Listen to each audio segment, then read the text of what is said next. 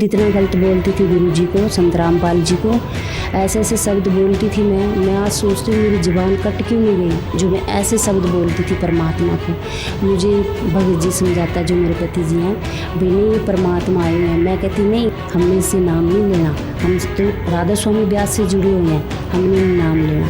ऐसे ही कहते रहते हैं हमारे को सभी को भी, आप भी नाम ले लो, आप भी। हम 15 मेंबर हैं घर के, हम कोई उनकी बात नहीं मानने को तैयार होता था। नमस्कार जी। सत साहिब जी। क्या नाम है बहन जी आपका?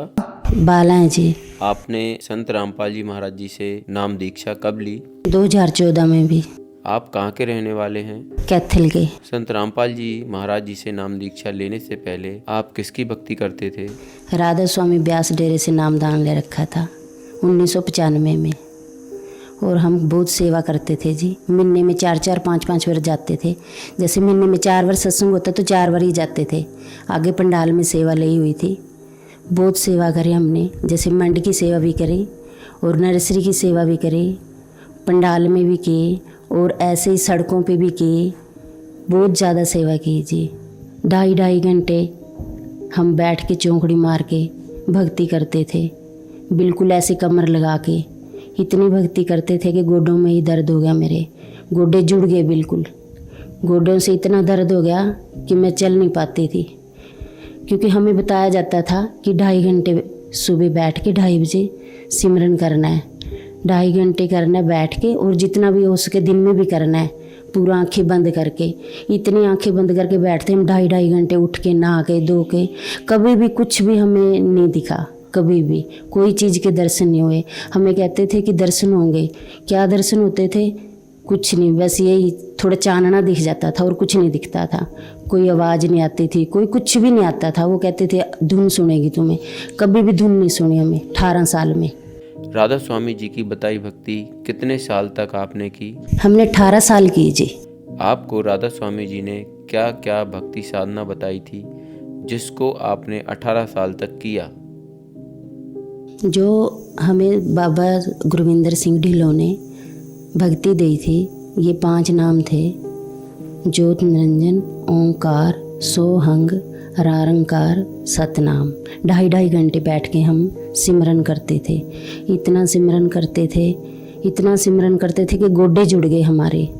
गोडों से चलना भी बहुत मुश्किल होगा। 18 साल तक राधा स्वामी जी की बताई भक्ति आपने की, इससे आपको क्या क्या लाभ मिले? कोई लाभ नहीं हुआ जी, हमें कोई फ़ायदा नहीं हुआ कोई भी। उससे गोडे और जुड़ गए मेरे, कमर और जुड़ गई, कमर जवाब देगी बिल्कुल। चलने में इतनी ज़्यादा दिक्कत आती थी मुझे, मैं चल नहीं पाती थी। जैसे ही चलती थी कभी गोडों में दर्द होता था, कभी कमर में। और इतनी ज़्यादा भक्ति करते थे, इतनी ज़्यादा सेवा करते थे। अस्पताल की 10-10 दिन की सेवा जाते थे हम, जो स्टेशन पे है। कभी अंदर, कभी आई कैंप लगते थे तब जाते थे, कभी वैसे सेवा आती थी तब जाते थे। इतनी सेवा करी, इतनी सेवा करी, कोई लाभ फ़ायदा नहीं हुआ हमने कोई भी। उसके दौरान बेटे को और ज़्यादा दिक्कत होगी, थायराइड की प्रॉब्लम होगी बेटे को। बहुत इलाज करवाया, कोई राम नहीं आया। बस करते चले हम भक्ति, फिर भी लोग इलाज में भी क्या कहेंगे हमें दुनिया वाले। करते रहे, कभी कोई लाभ फ़ायदा न हुए। उल्टा हमारी दुकान बढ़ने लगी तो हमारी दुकान नहीं बनी। दुकान बनने की बजाय कमेटी वालों ने हमारे ऊपर ही केस डाल दिया, और जितना भी मटेरियल था सारा उठा के ले गए, कुछ नहीं छोड़ा हमारे पास। हमारे ऊपर केस डाल दिया उन्होंने। हमने फिर बाबा जी से अरदास करी कि बाबा जी हमारे साथ ऐसे से बन गया। बाबा जी ने बोला बेटा ये तो तुम्हारे कर्मों का ही है, कर्मों का है, ये तो तुमने भुगतना ही पड़ेगा। हम बहुत साल केस लड़े, बहुत साल। वो केस हमारा बीच में ही छूट गया, और ना ही हमारी दुकानें बन पाई, बीच में ही दुकानें रह गई, बीच में ही हमारा केस लटक गया, और इतना पैसा लगा, कोई भी क्लियर काम नहीं हुआ। फिर भी हम भक्ति करते रहे। इसके अलावा हम शिव जी के भंडारे लगाते थे और देसी घी के लगाते थे।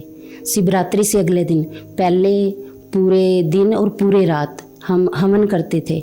मेरे जो पिताजी थे ससुर जी, वो पूरी रात हवन करते थे देसी घी के, पंडितों को बुला के। पहले मंदिर में करते थे, फिर घर पे करने लगे। हर साल हमने ये भंडारे कम से कम 20 साल लगाए देसी घी के।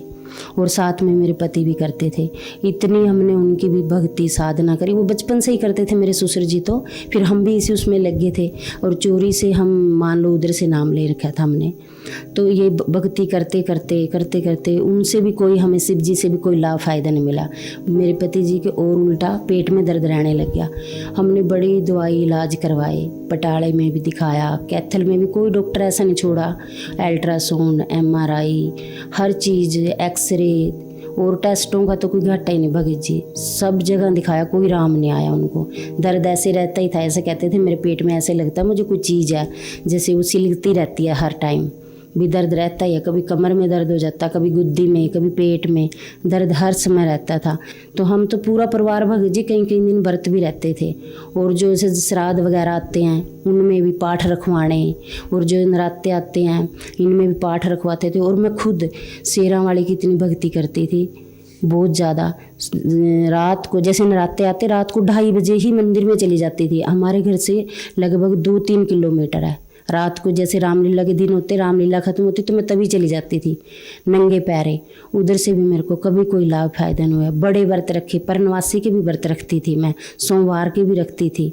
सोमवार के मैंने कई कई दफ़ा रखे, 16-16। कभी दूध के रखती थी, कभी चूरी के रखती थी, कभी फल के रखती थी, कभी कोई चीज़ के रखती थी। कभी कोई लाभ फायदा नहीं हुआ भगत जी हमें। आपने 18 साल तक राधा स्वामी की बताई भक्ति की, शिव की भक्ति की, शेरों वाली माता की भक्ति की, फिर भी सारे कष्ट दूर नहीं हुए। इसके बाद आप संत रामपाल जी महाराज जी की शरण में कैसे आए? संत रामपाल जी 2002 में कैथल में आए थे जी। वहाँ से पता लगा हमें, जैसे लॉसमेंट हो रही थी भी, यहाँ पे एक संत जी आएंगे, संत रामपाल जी, नाम दीक्षा लेनी है, सत्संग सुनना। तो मेरे पति और बड़ा बेटा चला गया, वहाँ से वो नाम लेके आ गए संत रामपाल जी से। तो वो जैसे ही भक्ति करते, हम कहते आप ये क्या कर रहे हो, हम तो शिव जी को मानते हैं या राधा स्वामी को मानते हैं, आप क्या कर रहे हो? वो कहते हम संत रामपाल जी की भक्ति लेके आए हैं। हम कहते हमें नहीं ये पसंद है जो आप ऐसे प्रणाम कर रहे हो, लुक लुक के ये कर रहे हो। दरवाज़ा बंद कर लेते थे जब वो परमात्मा को प्रणाम करते थे, संत रामपाल जी को दरवाज़ा बंद कर लेते, तो हम हटा देते उनको, ये नहीं करना। कि मैं खुद इतना गलत बोलती थी गुरु जी को, संत रामपाल जी को, ऐसे ऐसे शब्द बोलती थी। मैं आज सोचती हूँ मेरी ज़ुबान कट क्यों नहीं गई जो मैं ऐसे शब्द बोलती थी परमात्मा को। मुझे भगत जी समझाता, जो मेरे पति जी हैं, भाई नहीं ये परमात्मा आए हुए हैं। मैं कहती नहीं, हमने इससे नाम नहीं लेना, हम तो राधा स्वामी ब्यास से जुड़े हुए हैं, हमने नाम लेना।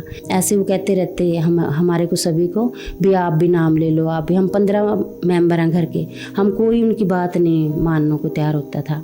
बस फिर बड़ा बेटा को उन्होंने समझाया, ज्ञान गंगा देवी, बेटे आप ये पढ़ो, और मेरे से तो कोई नहीं मान रहा है, परमात्मा ही दया करेंगे इनके ऊपर, आप पढ़ो और इनको समझाओ। फिर बड़े बेटे ने किताब पढ़ी ज्ञान गंगा, उनको समझ लगी। उन्होंने सत्संग सुना परमात्मा का, संत रामपाल जी का। उनको जैसे जैसे समझ आता रहा, उन्होंने अपनी जो पत्नी है उसको दिलवाया पहले परमात्मा का ज्ञान, संत रामपाल जी का। जब वो दोनों ले आए, फिर वो हमें समझाने लगे, तो भी मम्मी आप नाम लो, ये परमात्मा आया। हम कहते ना, तुमने ले लिया ठीक है, हमने ये नाम नहीं लेना, और ना ही हमारे समझ में आता है ये। मैं फिर गलत बोल देती थी, तो मेरा बेटा कहता मम्मी आप गलत मत बोलो, ये परमात्मा, आप एक दिन रोओगे, पछताओगे। मन के मैं नहीं रोती, तुम खुद रोओगे।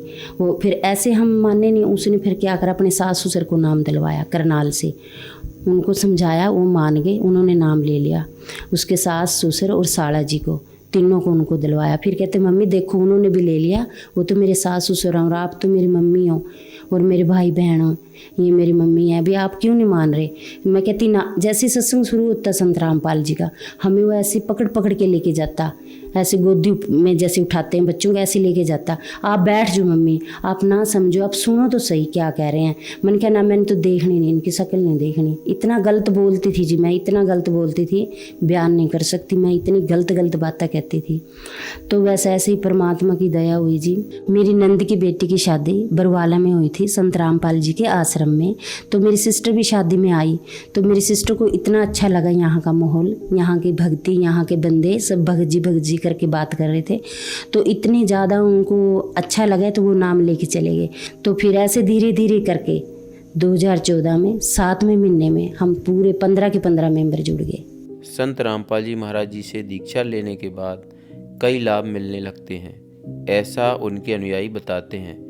आपको संत रामपाल जी महाराज जी से दीक्षा लेने के बाद कौन कौन से लाभ मिले? सर जी इतने लाभ हुए, अगर मैं जैसे शाम को गिनाने लगूं तो दिन निकलाएगा, अगर सुबह गिनाने लगूं तो रात हो जाएगी। इतने लाभ दिए परमात्मा ने हमें। जो हमारी दुकान का केस चला हुआ था कमेटी में, जो नहीं बनी थी, परमात्मा से हमने अरदास लगाई उसकी भी, परमात्मा संत रामपाल जी से, परमात्मा हमारी ऐसे दुकान का केस चला हुआ है और हमें कमेटी वाले बनाने नहीं दे रहे हैं भी, हम क्या करें। परमात्मा ने कहा, संत रामपाल जी ने, बेटे आप दुकान बनाओ, कोई भी आपको रोकने नहीं आएगा, आप निश्चिंत होकर बनाओ।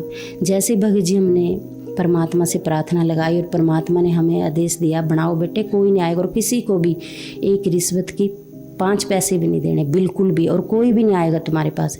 ऐसे ही हुआ भगत जी। हमने पहले तो हम रात को बना रहे थे दुकान, जब हमारा सामान ले गए थे उठा के। जब हमने परमात्मा संत रामपाल जी से नाम लिया, हमने दुकान दिन में बनाई और कोई भी भगत जी, सर जी, कोई भी कमेटी वाला नहीं आया, किसी ने एक पैसा नहीं मांगा। हमने 2 दुकानें बनाई, शोरूम बनाए बड़े बड़े, तो कोई भी नहीं आया, कोई भी। सबसे पहला लाभ तो ये है कि हम सच्चे परमात्मा की भक्ति में जुड़े और हमें मोक्ष प्राप्त होएगा, पक्का होएगा, 101% होएगा। दूसरा लाभ हमें ये दुकान बने हमारे जी। तीसरा लाभ, हमारी छोटी बहू के 3-4 साल शादी को हो गए थे, उसको बच्चा नहीं होता था। हमने डॉक्टरों पे चेकअप भी करवाया, सब कुछ करवाया, तो डॉक्टरों ने बोला ऑपरेशन करवाना पड़ेगा। फिर परमात्मा से संत रामपाल जी से हमारी छोटी बहू ने नाम दीक्षा ली। नाम दीक्षा लेके परमात्मा से प्रार्थना लगाई, संत रामपाल जी से, संत रामपाल जी से प्रार्थना लगाई। परमात्मा, डॉक्टरों ने ये बताया कि इसको बच्चा नहीं होगा। परमात्मा ने कहा कि बेटा भक्ति करो, जैसे ही भक्ति करोगे परमात्मा अपना आप दया करेंगे। नाम लेने के बाद हमारी छोटी बहू को 9वें महीने बेटा हुआ। आज उसको दोबारा से फिर 3 साल के बाद फिर दूसरा बेटा हुआ। फिर उस पहले नॉर्मल हो गया उसको, अब फिर जैसे 2-3 दिन तकलीफ़ रही, बड़ी टेंशन में हो गए हम। ऐसे टेंशन में हो गए कहीं प्रेशर ना हो जाए। हम लोगों को जैसे कहते हैं कि हमारे परमात्मा ये करते हैं, ये करते हैं, तो हम मन में मैं प्रार्थना लगा रही हूँ परमात्मा से, गुरुजी आप ही दया करोगे, ये ना हो इसका ऑपरेशन हो जाए। फिर हमने प्रार्थना लगाई परमात्मा पे, परमात्मा ऐसे डॉक्टर कह रहे हैं ऑपरेशन की तरफ जा रहा है केस, ये नॉर्मल नहीं होएगा। परमात्मा ने बोला बेटा चिंता ना करो आप, संत रामपाल जी ने बोला भक्ति करो, परमात्मा दया करेंगे। जैसे ही परमात्मा से हमें मैसेज आया, प्रार्थना जो लगाई थी संत रामपाल जी को, उसी टाइम इतने ज़्यादा पेन हुए उसको और 11:24 पे बेटा हो गया उसको, बिल्कुल नॉर्मल। आज उसके पास 2 बेटे हैं, जो मेरी छोटी बहू के पास 2 बेटे हैं। जो डॉक्टरों ने बोला था इसको एक भी बच्चा नहीं होएगा, संत रामपाल की शरण में आने से हमें इतने लाभ फायदे हुए। जो मेरे पहले घुटनों में दर्द रहता था, राधा स्वामी की जब मैं भक्ति करती थी डेरा ब्यास से, कमर में दर्द रहता था, घुटनों में दर्द रहता था, मैं चल नहीं पाती थी, इतना ज़्यादा दर्द रहता था, मैं सीढ़ियों पर भी चढ़ नहीं सकती थी। अब मैं जब से नाम लिया संत रामपाल जी से, बिल्कुल ठीक हूँ, बिल्कुल अच्छे से सीढ़ियों पे चढ़ती हूँ, अच्छे से काम करती हूँ। अब मुझे कोई भी दिक्कत नहीं है, एकदम से ठीक हूँ। और जो मेरे पति की दर्द था पेट में, हर टाइम दर्द रहता था, वो भी आज बिल्कुल ठीक है, कोई दर्द नहीं है, जब से हम संत रामपाल जी की शरण में आए हैं। और जो मेरे बेटे को थायराइड था, छोटा ही था, 12 साल का था जब से उसको थायराइड हुआ था। इतना ज़्यादा थायराइड था, हाइपर था, जिससे मोटे हो जाते हैं, इतना ज़्यादा मोटा हो गया था। उसके ब्रेस्ट भी ऐसे हो गई थी जैसे लेडीज की होती हैं, सभी देख के ही कहते थे ये पतला नहीं हो सकता, बिल्कुल भी, इतना ज़्यादा मोटा हो गया था। और जब वो बोलता था उसकी आवाज़ भी फट फट के आती थी, गले में था उसके, और टांगों से वो चल नहीं सकता था। कहता था मम्मी मुझे बहुत दर्द होता है। और इतनी मैं दवाइयाँ खिलाती थी भगत जी उसको। दिल्ली में तिमारपुर है, स्पेशलिस्ट है, बहुत बड़ा आर्मी का हॉस्पिटल है, वहाँ भी लेके गई उसको मैं। वहाँ पे भी उन्होंने भी मुझे यही कहा कि दवाई भी खानी पड़ेगी और ये दर्द भी ऐसे ही रहेगा, इसको ये दर्द नहीं ठीक हो सकता। थायराइड में हड्डियाँ बोदी हो जाती हैं, ये ऐसे ही रहेगा। और इससे आँखों में भी असर आ सकता है, इससे बाल भी झड़ सकते हैं, और इससे याददाश्त भी कम रहती है। और वाकई में ऐसे रहता था पहले मेरा बेटा, जैसे स्कूल जाता था उसको कोई जैसे सर पूछते थे क्वेश्चन आंसर, वो भूल जाता था, उसको कुछ भी याद नहीं रहता था। मुझे आके कहता था मम्मी मुझे कुछ भी याद नहीं रहता और मेरे को सर मारती भी हैं जब मैं सुना नहीं पाता। तो भगत जी मैं बहुत ज़्यादा परेशान होती थी भी, एक तो बच्चा और ऊपर से पढ़ाई और ऊपर से इसको ऐसी बीमारी लगी जो ये कभी भी ठीक होने वाली नहीं है। जब से हम संत रामपाल जी महाराज की शरण में गए मेरा बेटा बिल्कुल ठीक है। और पहले उसकी हाइट भी नहीं बढ़ती थी, आज मेरा बेटा 6 फुट का है, इतनी हाइट बढ़ गई और बिल्कुल सही शरीर है, कोई भी दिक्कत नहीं आज उसको, कोई पाँव में दर्द नहीं है, कोई भी पढ़ाई में इतना अच्छा है। अभी भी कोटा गया हुआ था, मेडिकल लिया है उसने कोचिंग के लिए, इतनी अच्छी पढ़ाई करता है परमात्मा की दया से। संत रामपाल जी महाराज की शरण में आई जब से हम, बिल्कुल एकदम सही है भगत जी। संत रामपाल जी महाराज जी की शरण में आने के बाद आपको कई लाभ मिले, जबकि 18 वर्ष तक आपने राधा स्वामी जी की बताई भक्ति साधना की, जिससे आपको कोई लाभ नहीं मिले। तो आप राधा स्वामी जी के अनुयायियों को क्या संदेश देना चाहेंगे? राधा स्वामी में जो भी जुड़े हुए हैं मेरे भाई बहन, मेरे साथ के भी बहुत हैं जी, मैं उनको कहती हूँ जो भी राधा स्वामी ब्यास में जुड़ा हुआ है वो संत रामपाल जी महाराज की शरण में आओ और आके भक्ति करो।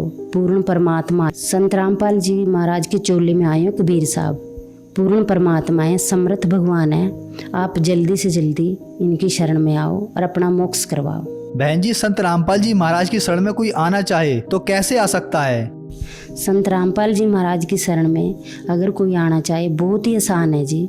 संत रामपाल जी महाराज के सत्संग चलते हैं चैनलों में, कई चैनलों पे सत्संग आते हैं टीवी पे, उन चैनलों पे नीचे पट्टी चलती है कि उन पे नंबर आते हैं, फ़ोन नंबर, उनके ऊपर फ़ोन नंबरों पे फ़ोन करो और वो जो भी पास में नामदान केंद्र है नज़दीकी का पता बताएंगे, वहाँ से जाके नामदान लो। धन्यवाद। सत साहिब जी।